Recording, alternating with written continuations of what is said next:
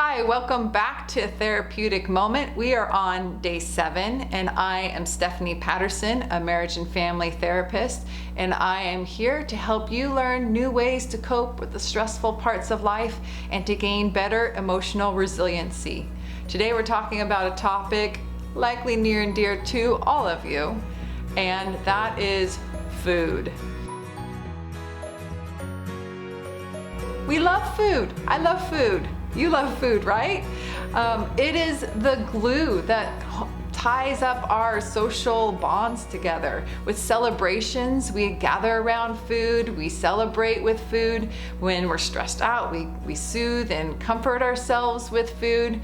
This is a lot more than just to the calories and the vitamins that are in it. Most of us in our childhood, we have sensory memories, right, involved with food, and it's all tied up in those memories. Maybe it's like grandma's favorite thing, that she made for you, like her chicken noodle soup, or the pies and the desserts that come out during the holiday season. You have your favorites that just doesn't seem the same without it.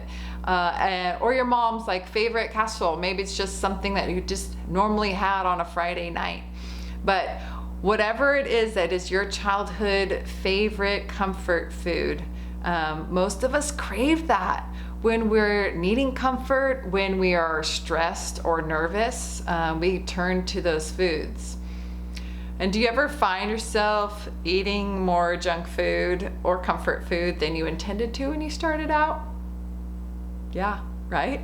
That's most of us. Have you ever sat down at a movie with a tub of popcorn and mindlessly eating it, and just to look down halfway through and think, hey, who ate my popcorn?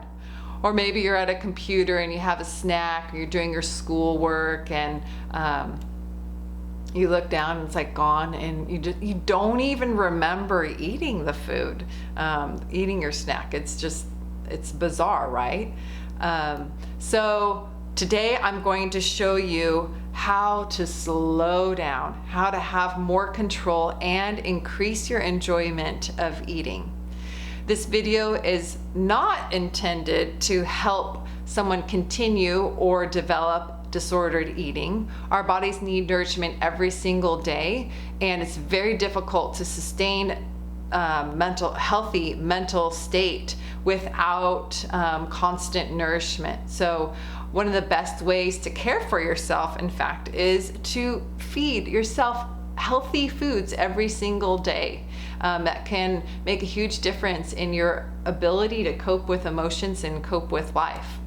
So, because we all emotionally eat sometimes, and because we just like to enjoy our food more and not eat so mindlessly, I'm going to teach you an exercise today on how to do that. And it's pretty fun. You'll need a few things, so I'm going to tell you what you'll need in just a moment, and then you can pause the video and go get what you need, okay? But to get started on this delightful approach on how to feed not your body really, but feed your soul, you will need to have this video playing on regular speed. So if you don't have that, change it now. You'll also need to go in a moment and get a snack. And by snack, it could be small, like a raisin would suit just fine. It doesn't need to be big, just grab something small. It can be something you really like and enjoy, but it doesn't have to. It could be something you're not very fond of. It just can't be anything that you're allergic to or that would be unsafe for you to eat. So make a good choice on what that might be for you. Pause this video, go get what you need, and then meet me back right here, okay? All right, go.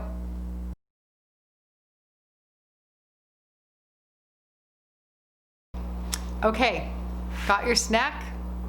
So actually just set it to the side for just a moment. I want to tell you a little bit about how your mind works. Okay. So the reason why you don't enjoy your food sometimes when you're eating it, or why you accidentally eat too much when you're distracted, is because there's actually an on and off switch in your brain that you can either be paying attention to your thoughts, or you can be paying attention to your body at any given moment, but you cannot be paying attention to both.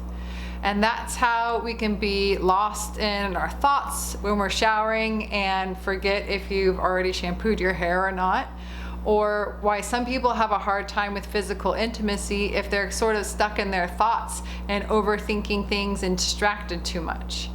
So you can listen to your thoughts, or you can listen to the sights, the visuals, the smells, the tastes, the tactile touch of things in life, but you can't do both at this in any given moment. But the beauty is that you have control over that switch. You get to decide when you're paying attention to your thoughts and when you're paying attention to the rest of your body and those senses. You might try to convince me that you're a good multitasker, but what you're actually doing when you're multitasking is you're switching your attention from one thing to another, back and forth and back and forth. You're not actually paying attention to two things at one time, okay? So with that knowledge that you have now, take your snack that you brought over. I have a cracker, you'll have something different probably, and just see it for a moment. Take a minute to look at it and really observe what it looks like from all angles. See all the different colors, and then feel it. Notice the textures. Notice the textures of different parts of it. Just take a moment to just pay attention to that texture and nothing else. And then as you do that, think about all the resources that are put into producing this snack that you have in front of you. Think about the water that was needed to grow the ingredients, the sunlight. Think of the sun that was needed to produce whatever it is that was grown to create what you're eating. And then imagine the soil and all those years of decomposition and all the life and everything in it that went into creating good enough soil to produce food. All that hard, heavy work from all those microorganisms. And just imagine that. You can have your eyes open or closed for this portion. It's your choice. And then think about all the human effort that was put into to create it. And that might go back far. For my cracker here, it used wheat. And imagine from the very beginnings of cultivating that plant so that it can produce a plant after generations that is able to produce something of high quality. All those people, all their time and effort to create a wonderful piece of wheat or a piece of whatever it is that you're eating there. And then all that time and effort for the specific one that you have to grow it. Just imagine that for a moment. Just in a small way, honor and thank those people. And imagine all the effort for the packaging. And the packaging uses water. It uses resources, oil, and all the other, whatever it was, trees, paper. And all that was put into packaging it and delivering it to you. All those resources that were used, from the fuel, the human energy and time, and everything else that went into it to deliver it to wherever you got it. So bringing it to the store, the stacking of it, all the workers there, or market, or if it was your own backyard, you know exactly what went into producing it. And then you going and getting it and bringing it home and preparing it. So just imagine, take a moment to notice and acknowledge all of that effort for that one little thing that you have before you. And then smell it. See what it smells like. I never thought a cracker really had much of a smell, but yes, it really does when you pay attention. And then you can put it on your lips. Just feel the texture for a moment on your lips. Roll it around, press it, Just stimulate those lips right there. They have lots of nerve endings. And then when you're ready, you can take a small bite and just let it sit on your tongue. Just notice all the saliva and the juices and the different tastes. You can roll it around on your tongue and see the different taste buds and what they pick up on, and how the saliva can actually start to digest whatever it is that you have.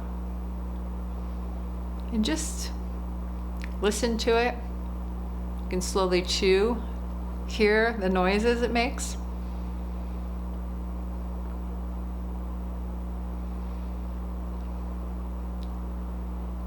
And as you swallow, notice the sensations as it goes down. The feeling of that tiny little bite as it moves its way down into your system. Okay, you can continue on and to eat the rest of your snack in that way, or if you had something really small, you might be finished. But that's a little exercise in how to slow down your eating, how to bring out a lot of gratitude and acknowledgement, but also sharpen your senses to paying attention to what it is that's there. And so it makes it taste so much better when you can do that, when you pay attention to the textures, the smell, when you go slow and let your body adjust to it as you mindfully and slowly eat it, can really enhance it. You can do this every time you sit down for a meal. You know, you don't need to take 2 hours to eat a meal, but you might once, just for the experience of it. But that pause and that recognition in the beginning, it might be over prayer, or it might just be over a meditated moment of noticing your food, imagining all the effort that was put into to create it, and to be grateful for that, and then to eat it a little slower than you did before, paying only attention to what you're eating and not watching TV, not reading emails, not distracting yourself with other things, but just being there in that moment, eating and having an experience with your food can be very satisfying. You'll feel that most people find that they get fuller a little quicker when they're paying attention to what they're eating. You also might notice that you like foods you didn't think you liked, or you don't like foods that you've been eating for a while and you never really quite paid attention to how it tasted. But either way, give this a try. This will enhance your eating, and it will also increase your capacity to have self-control when you are eating, to wake up your mind and pay attention when you eat. Okay, give it a try. Let me know how it goes in the comments below.